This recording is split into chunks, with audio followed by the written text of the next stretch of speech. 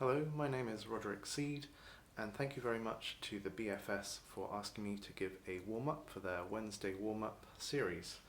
I've enjoyed the other ones, and I hope you get some tips from today's warm-up. So the first thing that I like to do without the flute is to find out where my breathing is at. So sometimes the breathing can be a little bit sluggish if I've just woken up, or if I've had too many coffees, it can be a little unsettled. So it's good to know where you are on a particular day. And so you can tailor your breathing exercises to how you're feeling that particular day. So if you're feeling a little bit unsettled, a good warm-up to do would be releasing the air really gradually and blowing out for a long time. And if you're feeling quite sluggish, a good exercise would be to wake up the airstream with some short bursts of air. So we're going to do both of those now.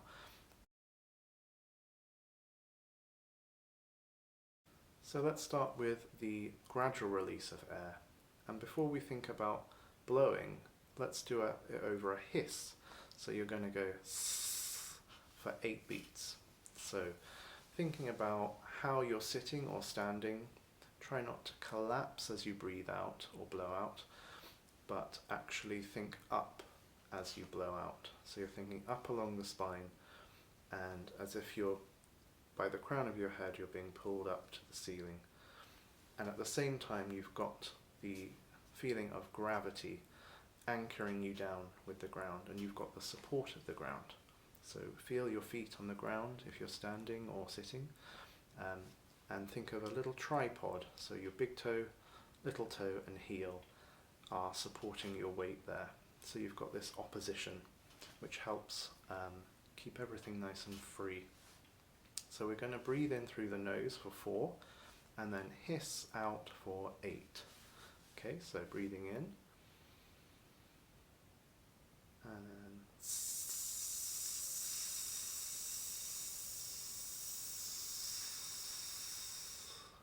then just let the air come in by itself. And then we're going to do 10 on a hiss.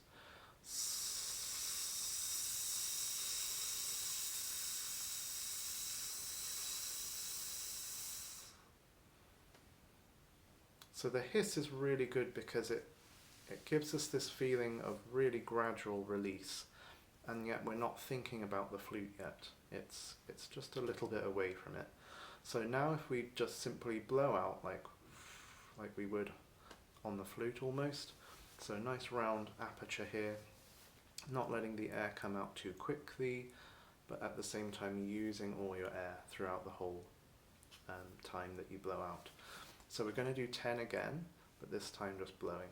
So in through the nose, and then blow.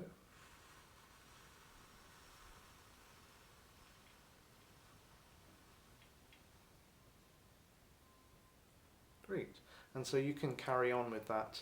You can go up to whatever you feel comfortable with, maybe 16, 20, but just do it a little bit so that you don't get too dizzy or something, and just know your limits. So if we take the flute now for this exercise and relate it to flute playing, let's just play a nice B, a lower B, and really with this feeling of gradual release of air, so that's very smooth with the airstream, there's no bumps, and just let the vibrato happen. If it does, you don't need to think about what vibrato you do, or you could do it without vibrato as well. It doesn't really matter. So let's just breathe in through the nose and then out for 10.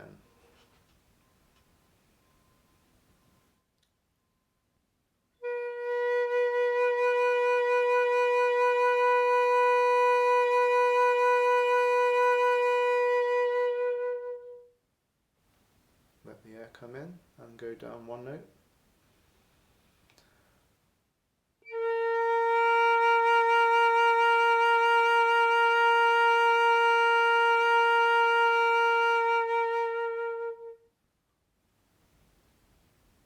And then one more.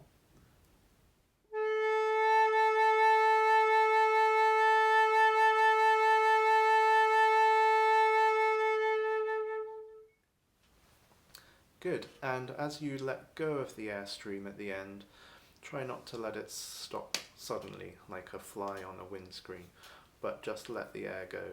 And as you do that, you might need to follow through with the jaw or lower lip, so just aiming the air up slightly at the end so it doesn't drop flat.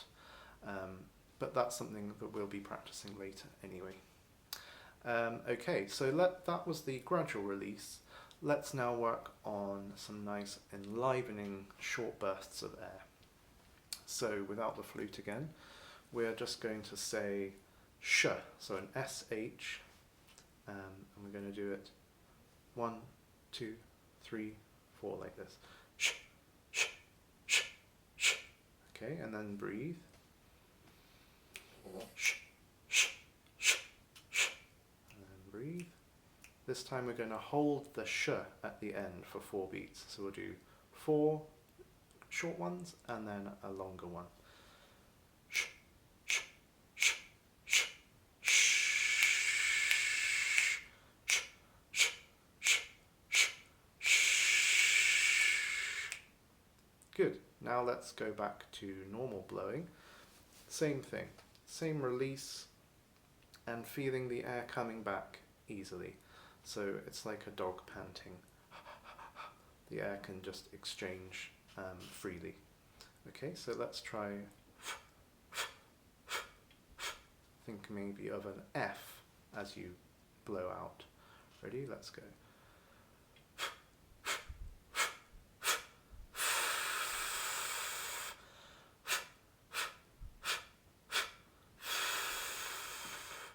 And then just a little calmer with the air, so we're just doing flute embouchure now.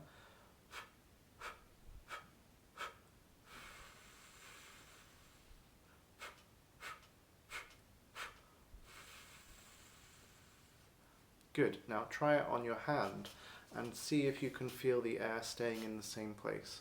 So a nice round shape of air, not too spread out, and staying in the center of your hand. Okay, so let's try that.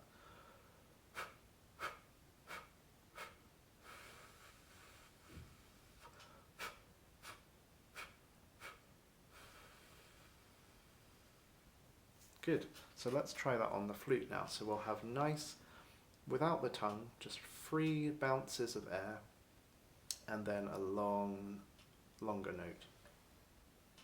Let's go on the B again.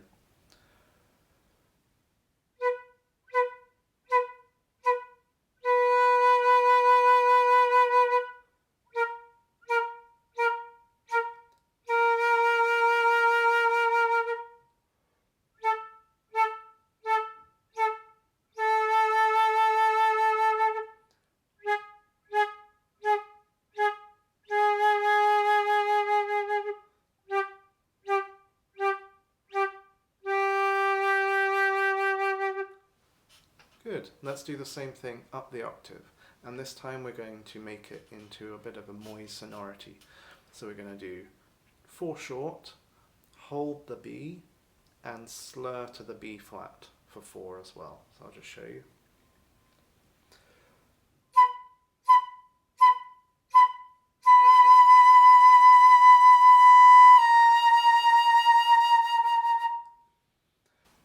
So let's try that together. So 4 short, and then 2 long notes slurred together, and then we carry on from the B flat.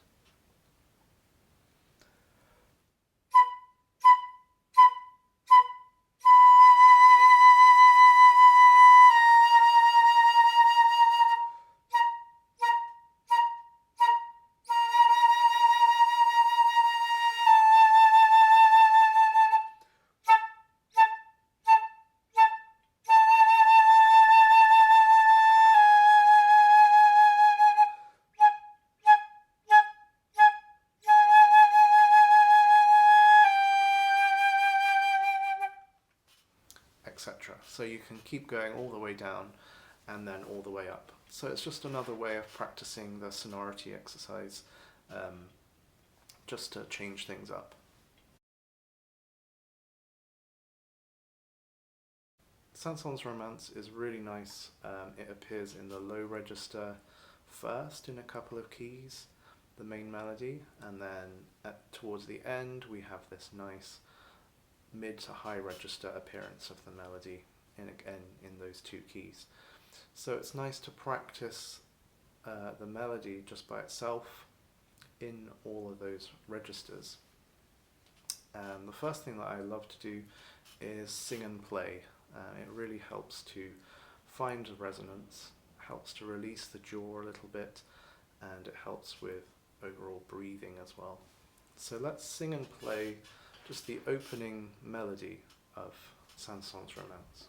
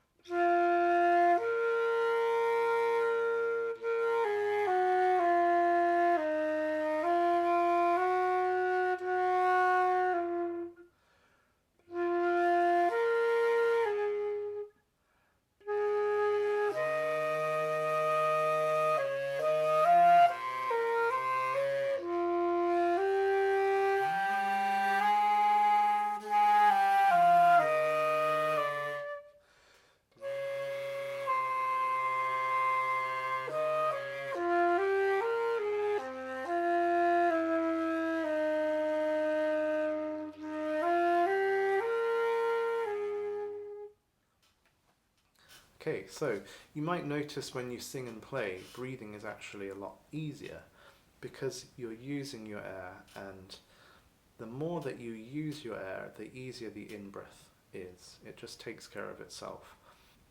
Now just play a little bit of the melody, having felt the resonance in the lips, in the jaw, and perhaps in the chest or the back. So wherever we have bones, we can resonate.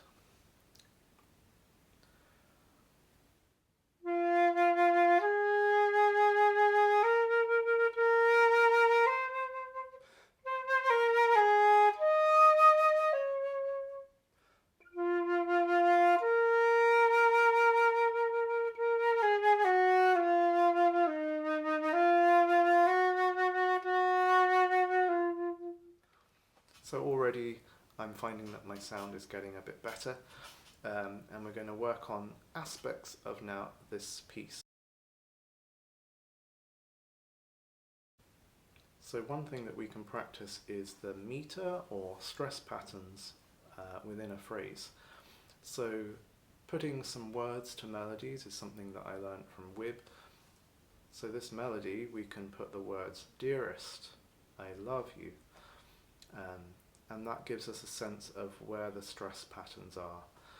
So it wouldn't be dearest, I love you. We want dearest, I love you. So we need to practice going from louder to softer. So we have this flexibility with the jaw or lower lip to correct the pitch. So when you're playing louder, to avoid getting sharp, we need to aim the air down. So with the jaw comes back. And then as you play softer, the lower lip and jaw go forward, and then it stops it going flat. So let's practice that on one note first. So we're just going to go loud to soft, aiming the air down and then up.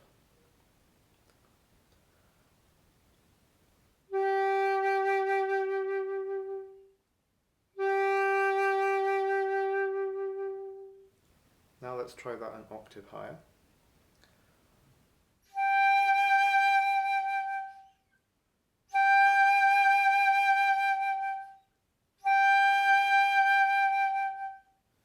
And then the harmonic above that, so keep your fingers the same.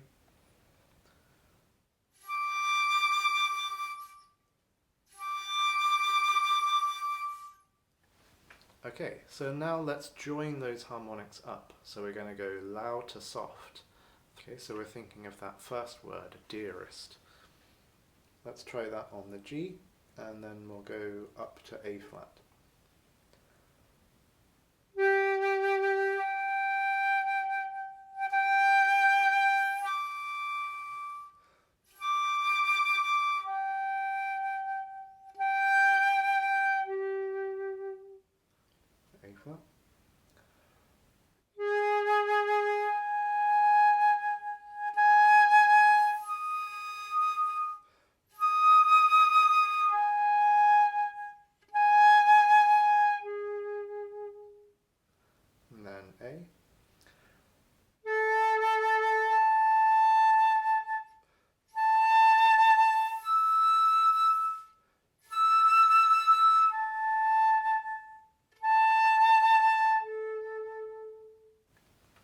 Okay, so you can try that on lots of harmonics.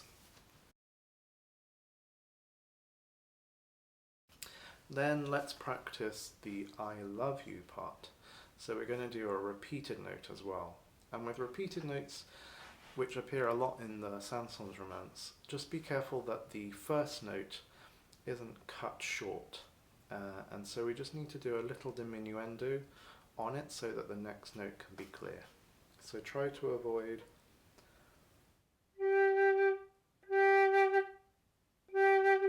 with gaps in between. At the same time, we don't want something that's like that, so we don't hear the individual notes. So just a little diminuendo, so we're thinking of the jaw again.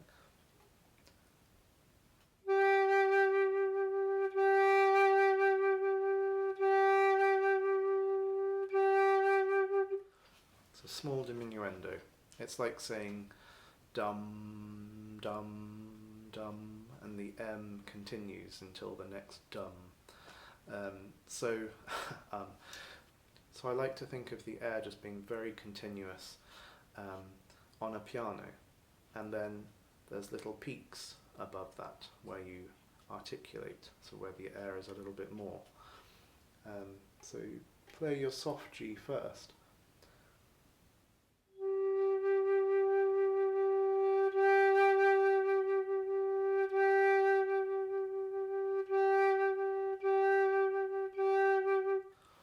And that's a good way to keep thinking of your continuous airstream. The reason for that is, if we go back to the words, dearest, I love, how the I and the love connect to each other. We don't say, dearest, I love you. There's no glottal stop in between. So we want this continuous connection of the sound. Okay, so let's try this exercise, the harmonic exercise, but with I love you.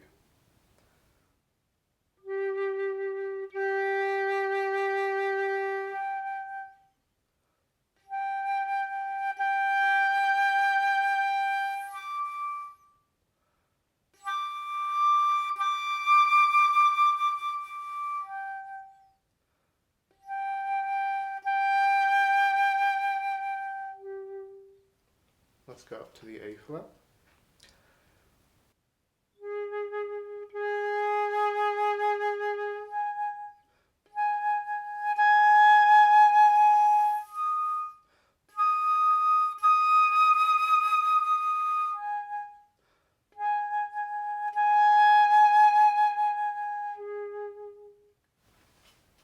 So we've practiced the meter and stress patterns, repeated notes, and so if we play that first little bit again.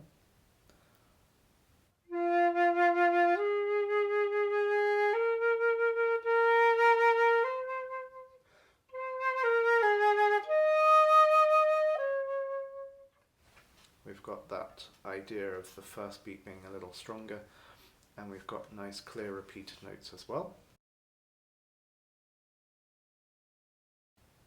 The next thing would be this lovely stretch of an octave that appears later on.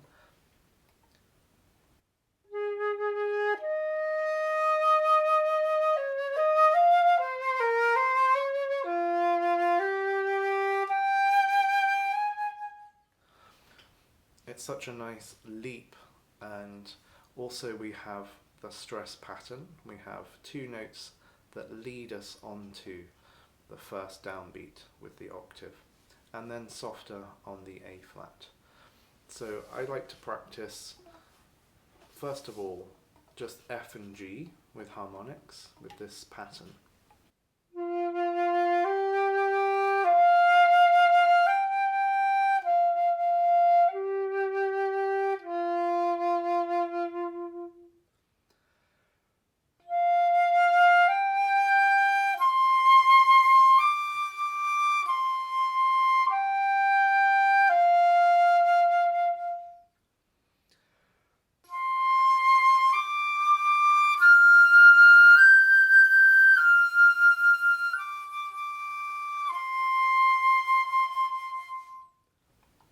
then normal fingering for all of those notes.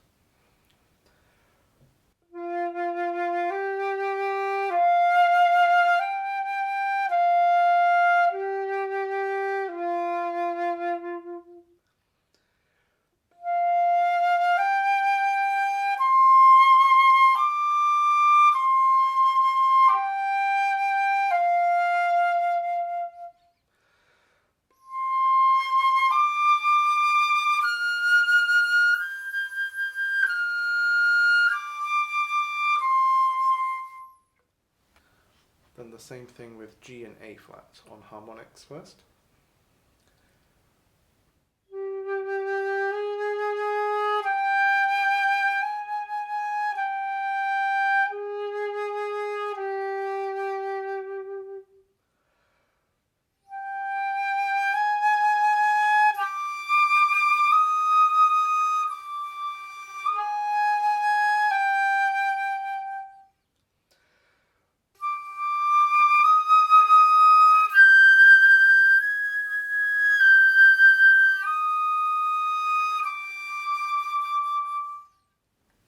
Then as written.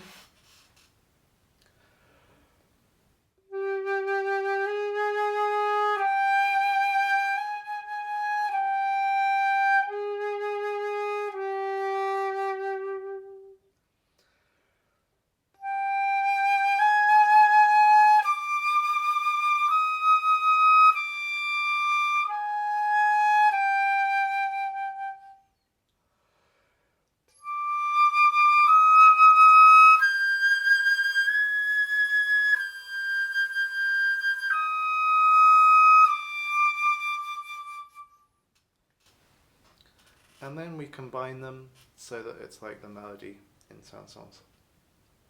So F, G to G, A flat.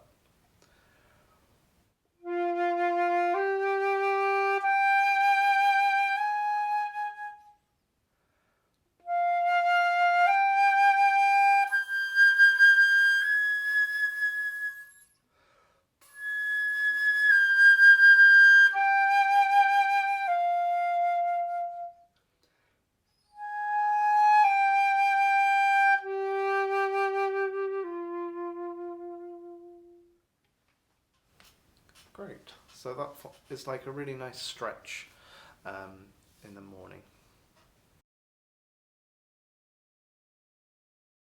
So for chromatic scales, I like to break them down, and this is something I learnt from Lorna McGee, just to practice little chunks so that we're not practicing with habits for the whole chromatic scale, but we're actually making choices about how we use our fingers and whether they're gripping or whether we can let go of any tension, and giving ourselves time to breathe and think in activity.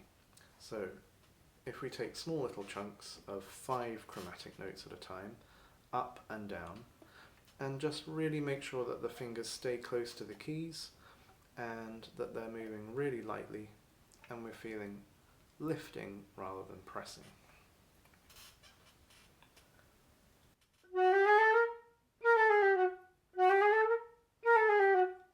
Okay, and then you go up one note.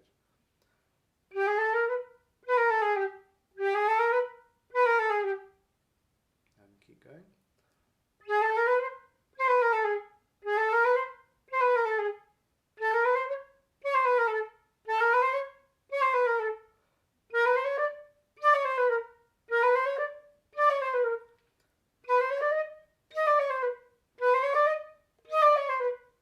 Okay, so if you start to feel something getting tighter on certain patterns, certain fingers might be weaker than others. For example, your 4th and 5th fingers tend to be a bit weaker. So if you've got things around the G area, G sharp, you could take it a little slower and try and speed that up as soon as you feel ready to do so. So don't try and force yourself to go fast if your fingers aren't quite ready for that yet. So let's just carry on.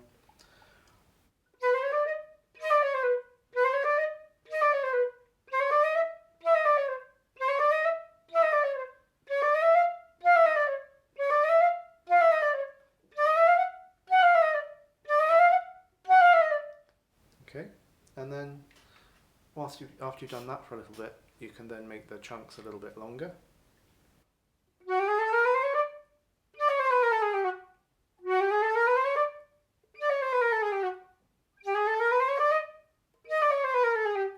Etc. Then try whole octaves.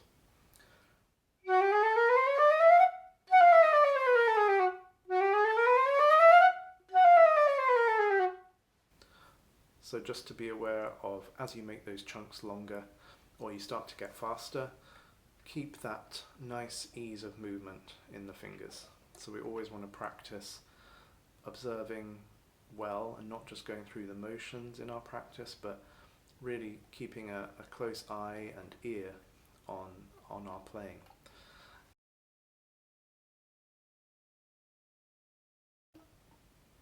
And just a little exercise for the very ending. Sometimes that A flat at the end can sound a bit flat, and so there's a nice sensitive fingering you can practice, which is low D flat with the G sharp key.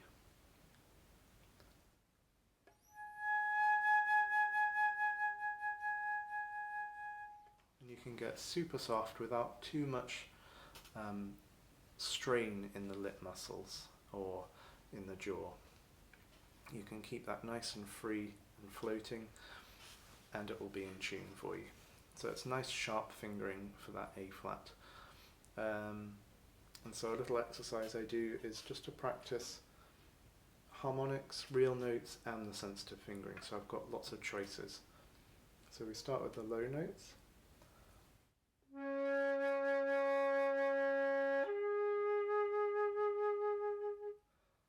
Now harmonic.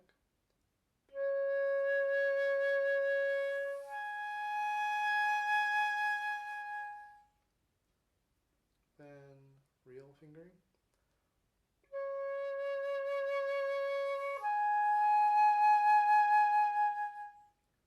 And then sensitive one.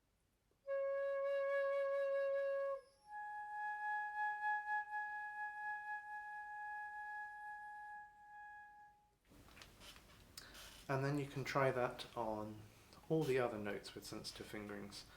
And I have a whole load of sensitive fingering in my book, Mastering the Flute with William Bennett, so check that out if you'd like some new fingerings for not being flat in those notes.